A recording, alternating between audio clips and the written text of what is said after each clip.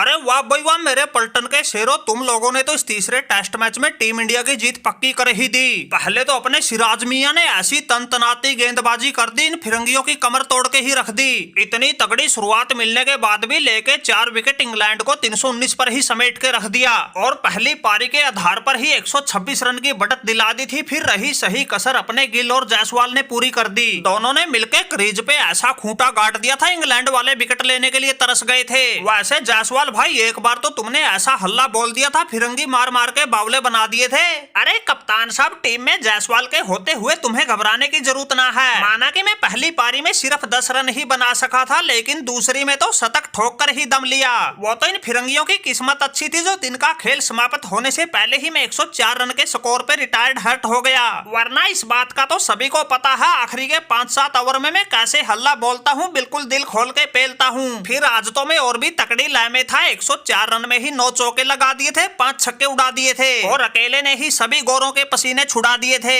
वैसे सिराज भाई, असली कलेश तो तुमने काटा, निपटा के एक के बाद एक सभी गोरों को करवा दी इनकी बाय बाय टाटा। कहाँ इनको 224 रन पर ही तीसरा झटका लगा था, फिर देखते ही देखते पूरी टीम 319 पर ही समेट दी। अरे जायसवाल भाई, जैसे ही अपने कुलदीप यादव ने उस बैंड डकट का टिकट काटा, फिर उसके बाद तो मैंने और जड्डू ने मिलकर ऐसा धावा बोल दिया, इन फिरंगियों को संभलने का ही मौका नहीं दिया। इनके उस लॉलीपॉप को लॉलीपॉप तो मैंने दूसरे ही दिन चुसा दिया था, बाकी इनके निचले क्रम को आज निपटा दिया। वैसे विकेट लेने की शुरुआत तो बुमराह भाई ने की थी, फिर मैंने, कुलदीप यादव और जड्डू भाई ने मिलकर इन गोरों को ऐसा पानी पिला दिया, टीम इंडिया को बहुत आगे करवा दिया। वैसे बल्लेबाजी में तो अपने गिल और जायसवाल ने ही धागा खोल रखा था, लेकिन जब चौथे दिन अपने सरफराज खान का तूफान आएगा, इन गोरों का बचना मुश्किल हो जाएगा।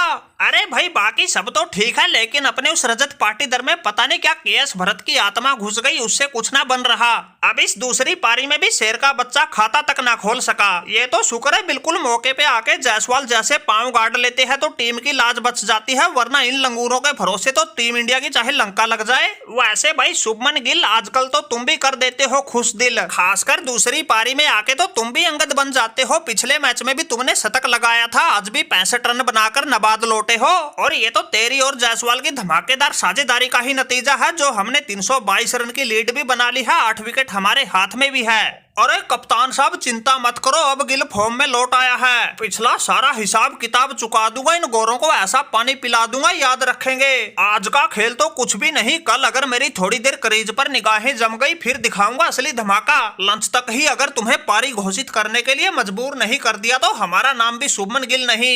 इन फिरंगियों की ऐसी फिरकी बना दूंगा, इनके कुछ समझ में नहीं आएगा, और इन गोरों को दूसरे के बाद तीसरे टेस्ट मैच में भी जीत से हाथ धोना पड़ जाएगा।